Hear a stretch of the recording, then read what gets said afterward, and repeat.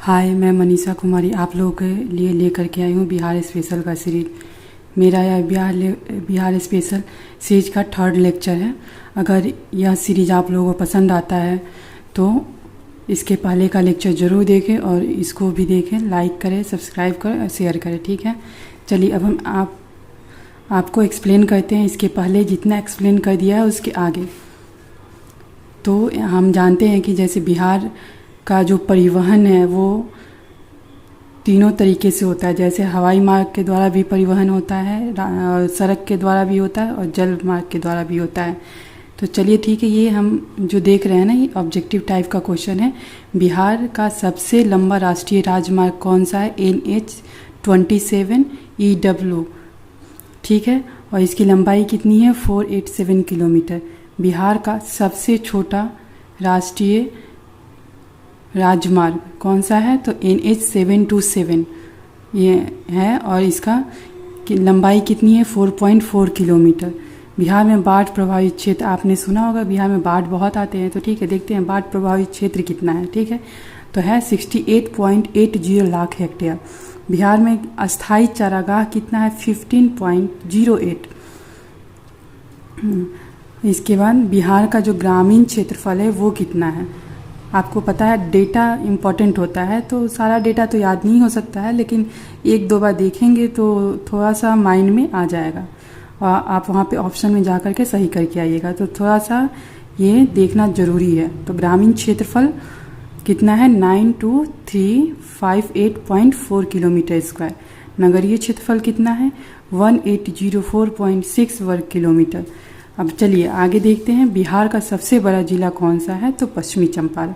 ये चीज़ सबको पता है। ठीक है, आपको नहीं पता है तो आपको भी अब पता लग गया। ठीक है, लेकिन इसमें आप थोड़ा सा एक चीज़ ध्यान रखिएगा, इसका एरिया क्या है? 5228 वर्ग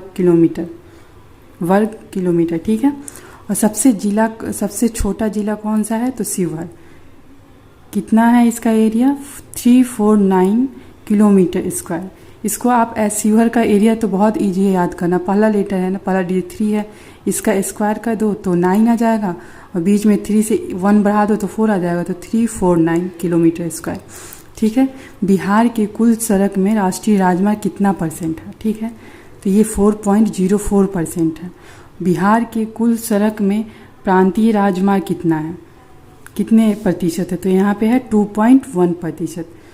चलिए अब बिहार में देखते हैं कि आप बिहार के मैप को जब भी देखिएगा तो आपको ये देखने को मिलेगा कि बिहार में गंगा नदी है, वो बिहार को 2 भागों में बांटती है।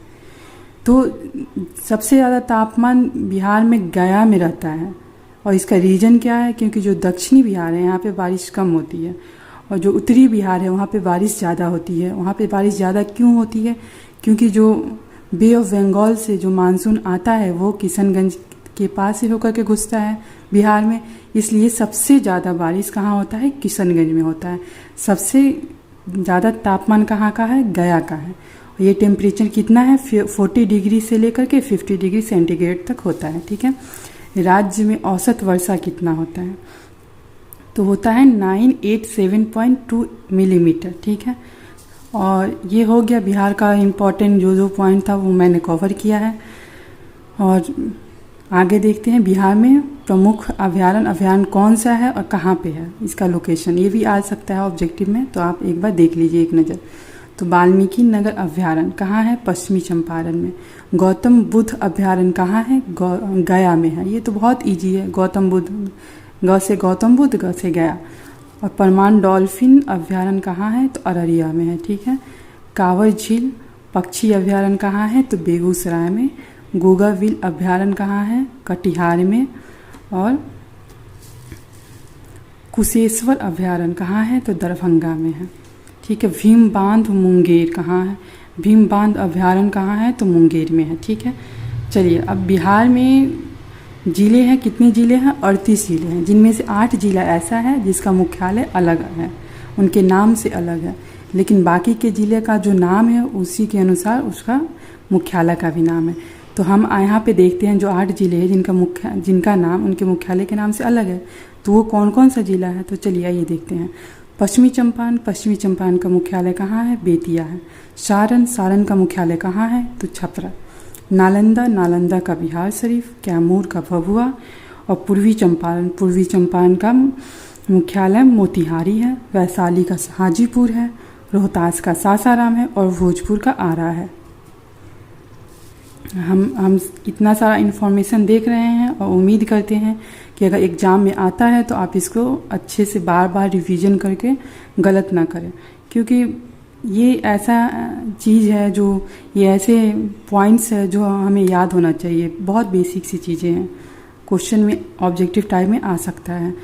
और जैसा कि आप जानते हैं कि 67th BPSC आ रहा है, तो इसलिए आप बार बार इस चीज़ को रिवीजन करते रहें। ठीक है, ये देखते हैं अब अगला टॉपिक देखते हैं, जिसमें क्या है, महत्वपूर्ण व्यक्तियों के उपनाम। BPSC का जो एग्ज़ाम है ना, इसमें जो महत्वपूर्ण व्यक्ति हैं उनका उपनाम आ जाता है। प्रीवियस ईयर में बहुत लोगों का पूछा हुआ है।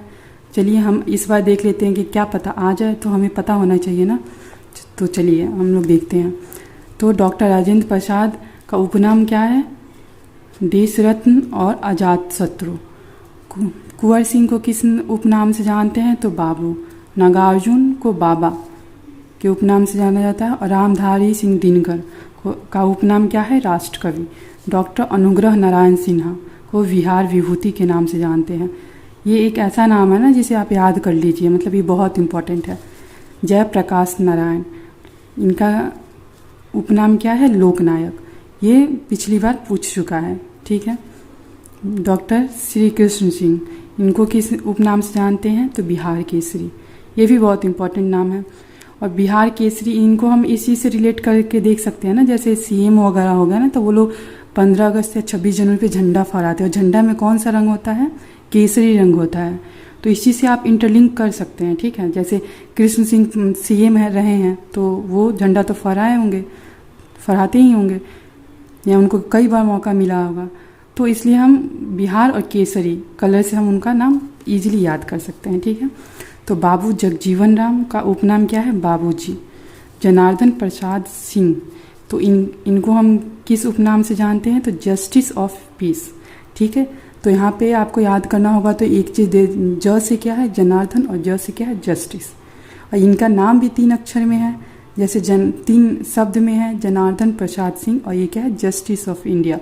दोनों तरफ क्या है? राइट में भी 3 और लेफ्ट में भी 3 सब। ठीक है। अब विद्यापति को किस नाम से जानते हैं? उपनाम से मैथिली कोकिल।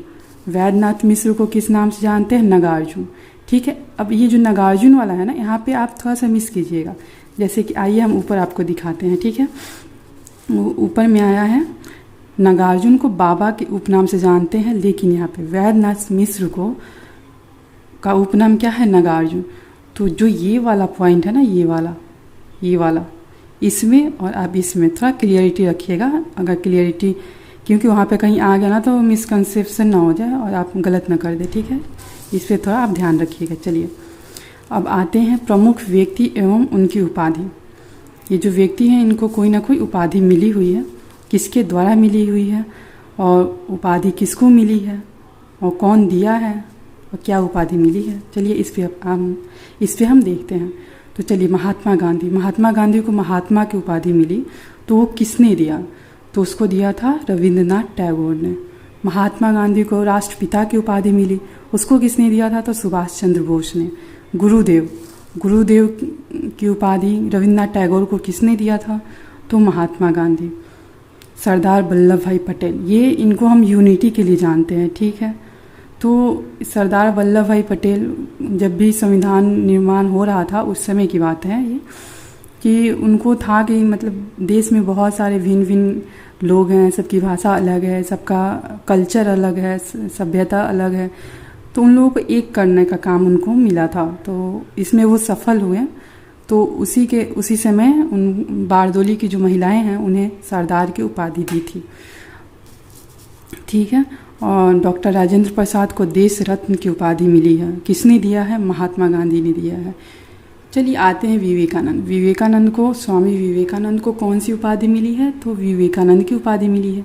और देने वाला कौन है? महाराजा खेतरी। चलिए अब राजा राम मोहन राय, ये भी बहुत इम्पोर्टेंट है। इनको राजा की उपाधि किसने दी है? अकबर द्वितीय। ये जो है ना, ये आप रट लीजिएगा, अकबर द्वितीय ने राजा राम मोहन राय को राजा की उपाधि दी है, जो कि बहुत इम्पोर्टेंट है। हरि विजय सूरी को जगत गुरु का उपाधि दिया गया है। और देने वाला कौन है? अकबर। देखिए, अकबर ने तानसेन को भी उपाधि दिया है, कंठाभरण वाणी का, और जगत गुरु का उपाधि दिया है हरि विजय सूरी को। तो ये अकबर और अकबर द्वितीय में आप प्लीज़ कंफ्यूज ना होइएगा, इसको एकदम बार बार रिवीजन कीजिएगा ताकि आपको ये चीज़ें क्लियर हो जाए, क्योंकि यहाँ से क्वेश्चन आते हैं। ठीक है। कायदे आजम की उपाधि मिली है, किसको मिली है? तो मोहम्मद अली जिन्ना को। देने वाला कौन है? महात्मा गांधी। अब चलिए आते हैं, महात्मा गांधी ने तो बहुतों लोगों को उपाधि दे दिया है, लेकिन इनको भी कुछ उपाधि मिली है। इनको उपाधि मिली अर्धनग्न फ़कीर। किसने दिया है? तो चर्चिल ने दिया है। अगर मेरा वीडियो आप लोगों को अच्छा लगता है तो इसको लाइक करें, सब्सक्राइब करें और शेयर करें, और अपना प्यार ऐसे ही बनाए रखें। और आप लोगों के सपोर्ट ऐसे अगर मिलेगा तो अच्छा लगेगा मेरे को वीडियो बनाने में, इसलिए थैंक यू सो मच।